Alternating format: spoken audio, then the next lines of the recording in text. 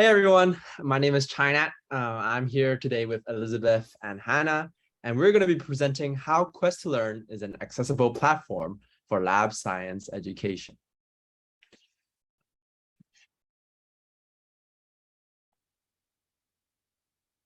So Quest to Learn,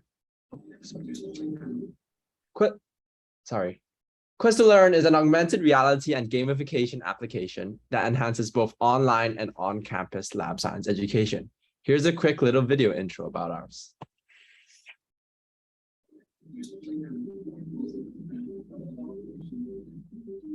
We mainly started in April 2020 when the pandemic really started, because a lot of us transitioned to an online learning format. Our customer project enabled students to get a really different take at a lab, and we allow them to visualize a lot of procedures they may not be able to see in person. And we do that through augmented reality. Think of it as you take your phone and then when you look at it, it's like a window to enter your own lab environment. We believe that this gamifies education because we've been trying to incorporate a lot of the gaming elements within the whole simulation and experience, which we actually adapted from playing a lot of games ourselves. Two of the games that really inspired me was Among Us, which is a kind of like a social deduction game where you have to go around a space cruise ship and actually complete small little tasks along the way. Almost there. One of them that really comes to mind is Cooking Mama, which I played growing up quite a lot. Whoa, you are the real hero. There's this idea in cooking that's called mise en place, where it basically is translated from the French. It means a place for everything and everything in its place. So that when you're doing a piece of work, when you're doing something that involves a lot of different components, you want to have all the components ready when you come in. And I think that's a great philosophy for science laboratories. What the app does is that it allows the students to have that mise en place before they come into the laboratory. With the group of Quest to Learn, when they came to me, they were interested in the content of this laboratory and converting it into the format for their app. And they take you step by step through what you would do in a normal lab, as opposed to, you just watching a professor or you just reading about it. Yeah, it's just been really nice to see students actually get the opportunity to use what we have created. Quest to Learn is ultimately really a student-driven project. The fact that we've actually been able to come so far still feels like a dream sometimes.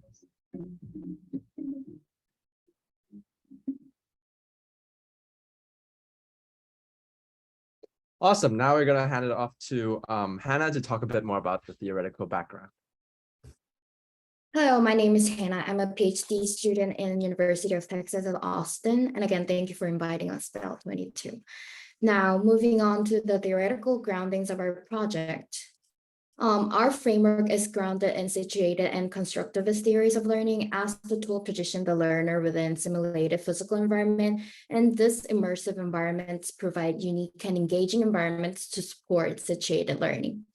Quest to Learn learners address problems in the augmented reality setting and offer their ideas to enhance the environment, forging a bond with the context sharing community and shifting the learner from the periphery to the center.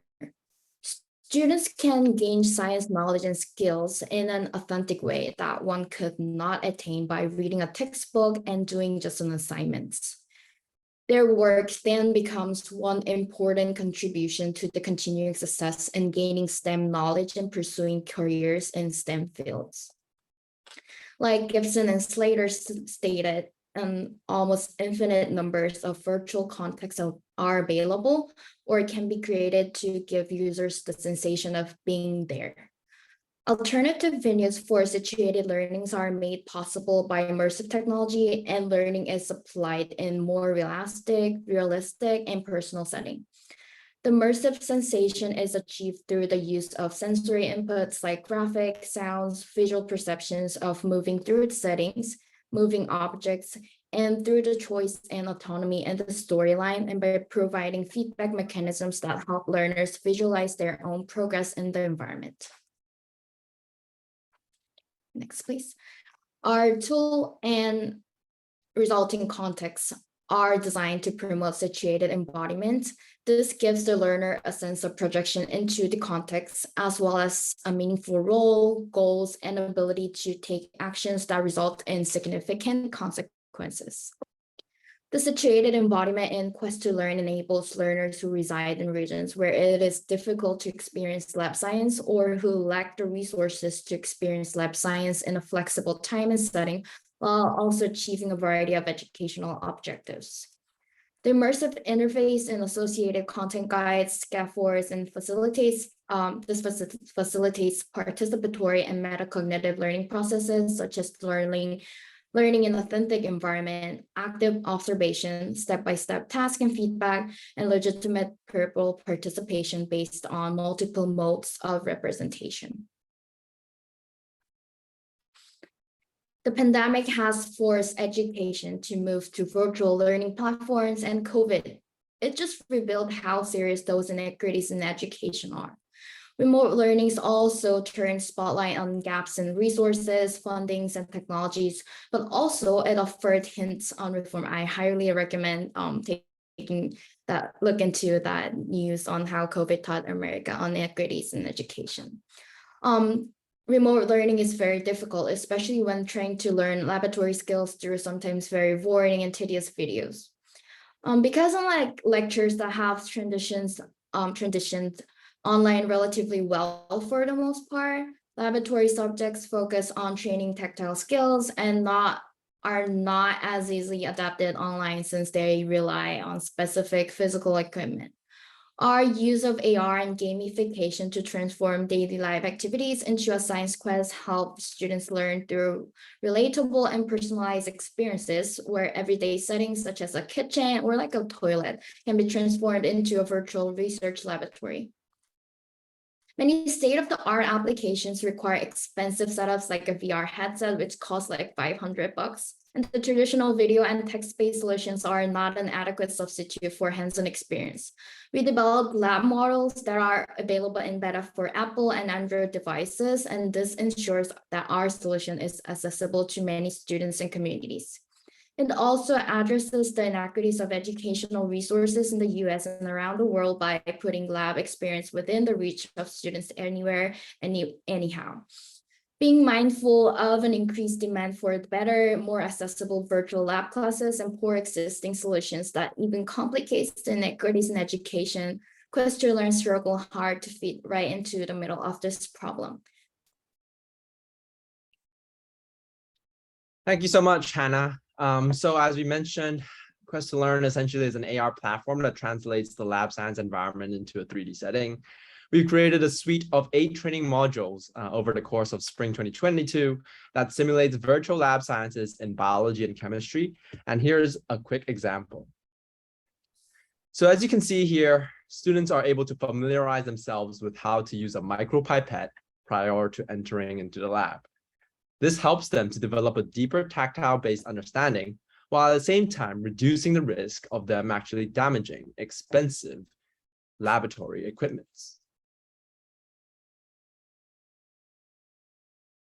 So we use Unity as our base technology to ensure that our platform is available across different devices.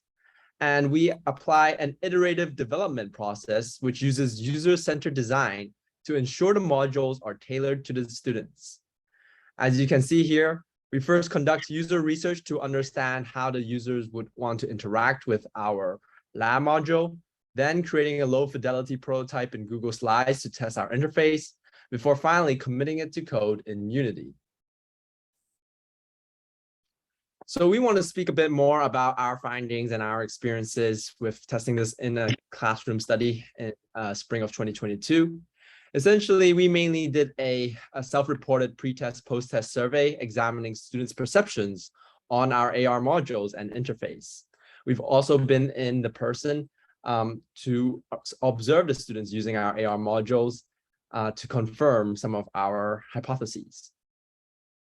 In terms of procedures, we first acquired IRB approval. Each class has around 30 students to manage and monitor. Our intervention includes having an introductory presentation where we introduce our project, ask for their consent, a pre-lab survey, a beta access to our app, which lasts around 25 minutes, and then a post-lab survey to our app. And so in terms of the number of students and the size of the students who are doing the study, students were essentially part of the biology lab class, and the biology chemistry lab class at Johns Hopkins were allowed to join us.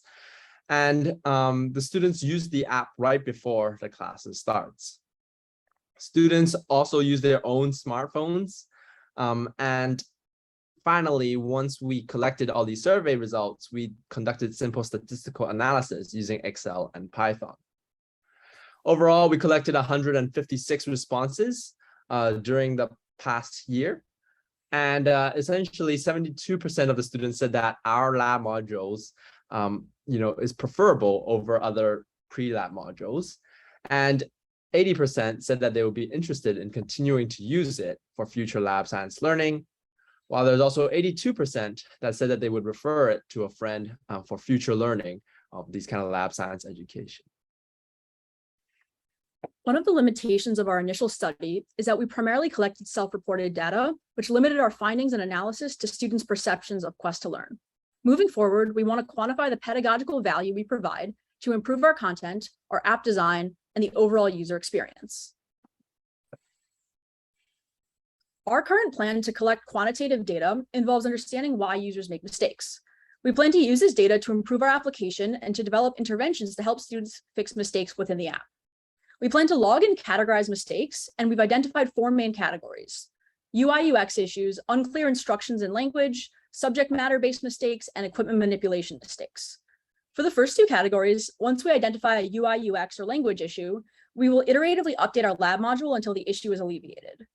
For the second 2 categories, we will provide an in-lab intervention, such as providing a definition or asking the student a question to point them in the right direction, and we'll also iterate on this intervention until mistake frequency decreases. Once we collect additional quantitative data and improve our application, we could potentially provide it to cohorts of students taking relevant lab courses and compare their performance against past cohorts that did not use our application. We're currently working with several universities. At Johns Hopkins University, we have integrated Quest to Learn into 4 lab courses, where each lab course has over 100 students. Separately, we also created a lab laser safety training module for Johns Hopkins. We're also collaborating with Chinese University of Hong Kong. We designed 3 chemistry lab modules that will be integrated into their courses in the future, and this effort culminated with a high school workshop with more than 20 high school students participating. If your institution is interested in partnering with us, please reach out. We'll provide our contact information at the end of the session. And finally, this is our team. Thank you to all the students who have contributed to the project, as well as everyone who participated in our user studies. We'd also like to thank Johns Hopkins and CUHK for their support. And most importantly, we'd like to thank Shannon and Dr. Devers for their mentorship and support throughout this entire process. Does anyone have any questions?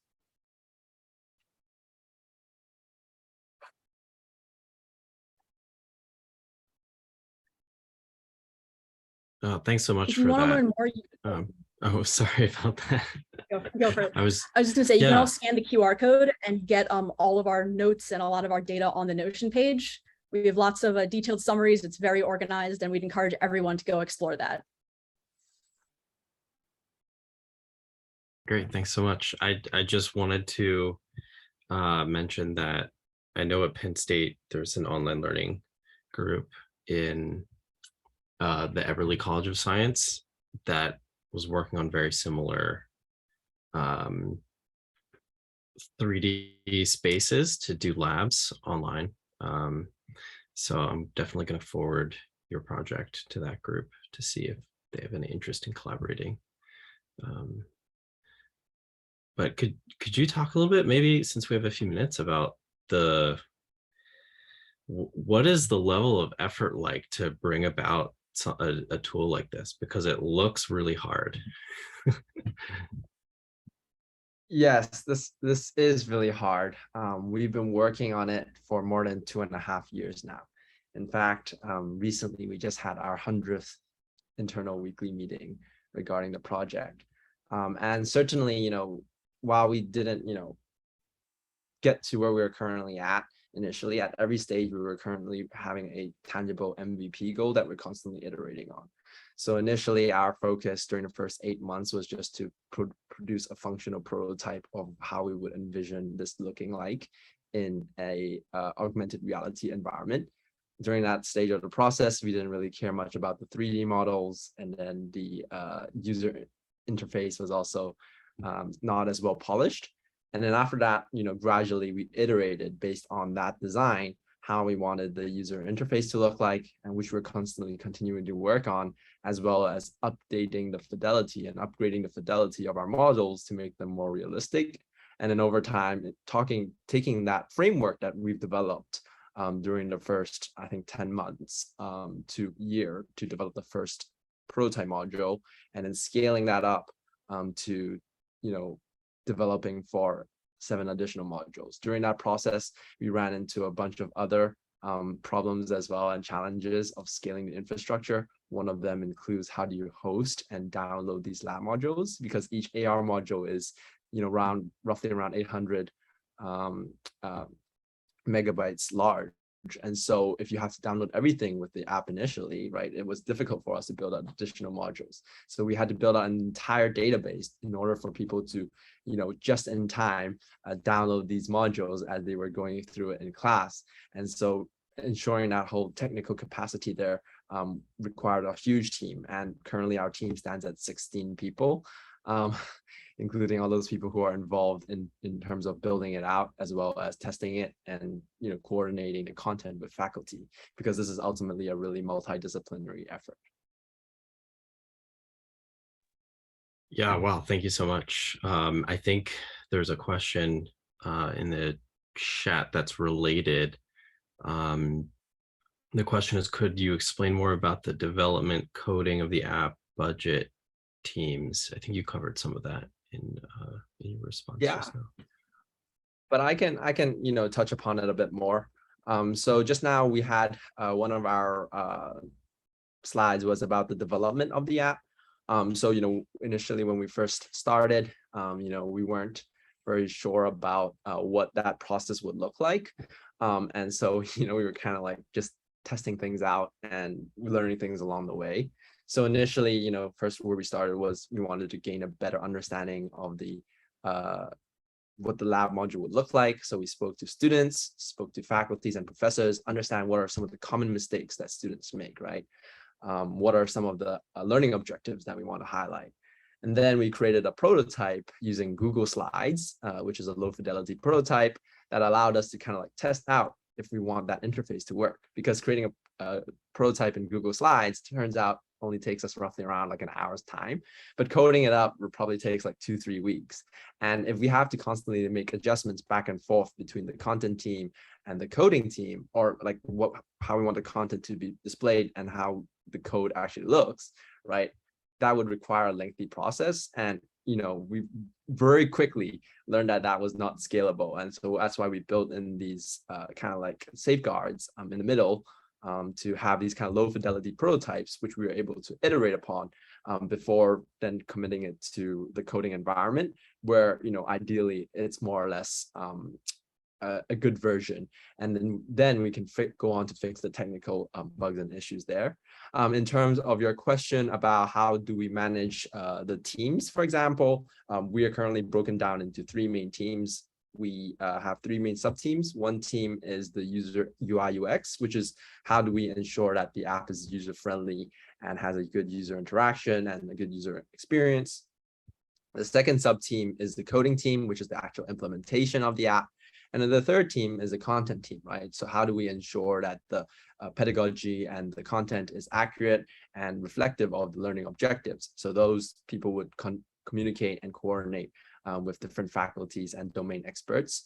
And then on top of that, we also have an effort to conduct the research to understand the overall efficacy of the app. I see that there are additional questions.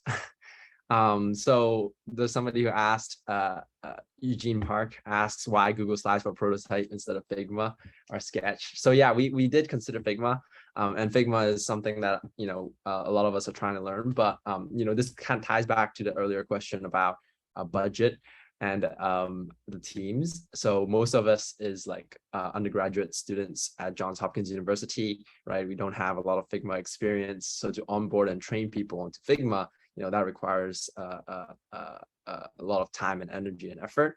And also at the same time, what we recognized was that in terms of coordinating, these lo-fi prototypes. Figma, while it's easy to create, it's hard to share with a lot of people.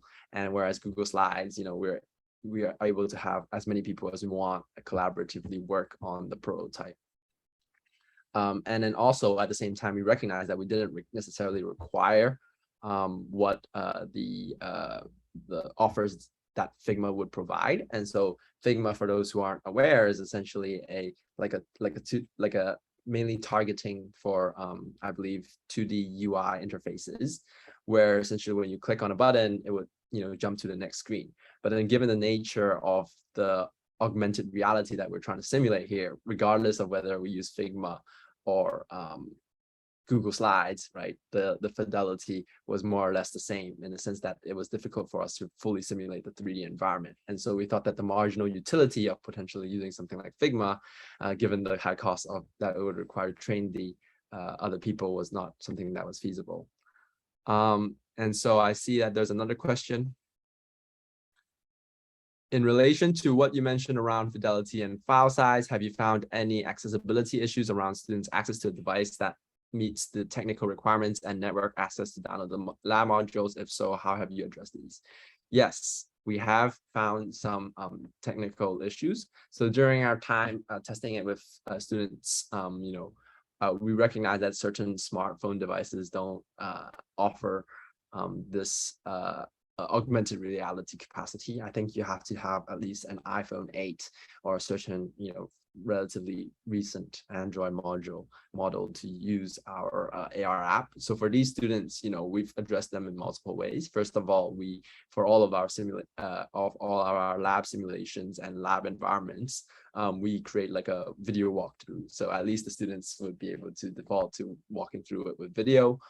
Otherwise, we've been working on creating additional solutions, such as having an option for students to turn off the camera, which is, allows us to provide those modules to even more students who might have older devices, since it doesn't necessarily use as much of the AR technology.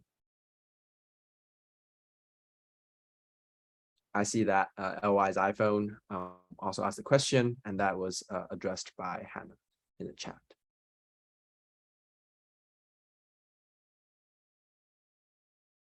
Great. Are there Thanks so any other much. questions? Yeah, I was gonna prompt that as well.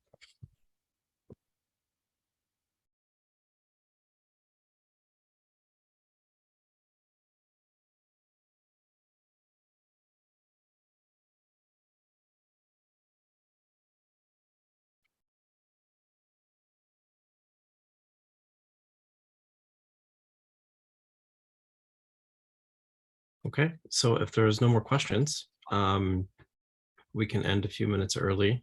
Oh, looks like Chris just chimed in.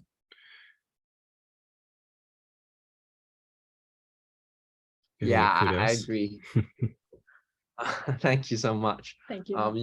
When we started off this project, I was taking a lab science class myself, and so I experienced firsthand the need and the pain for having such an AR module or a better interface. And so, having that firsthand experience and being able to sympathize with, the students that we're creating this with and for, really provided us with a lot of motivation, especially during the low periods of pushing through with creating something like this. And I agree, like there are a lot of institutions that are struggling with the limitations of the physical space. And what we realize and recognize is that in addition to supporting institutions with their remote learning experience, right, we can also potentially provide our lab modules to places that are potentially underprivileged, who might not necessarily have access to the state-of-the-lab equipment, but can, let's say, afford, an iPhone or some high-quality digital devices. And so for those, they might consider this as a much better alternative.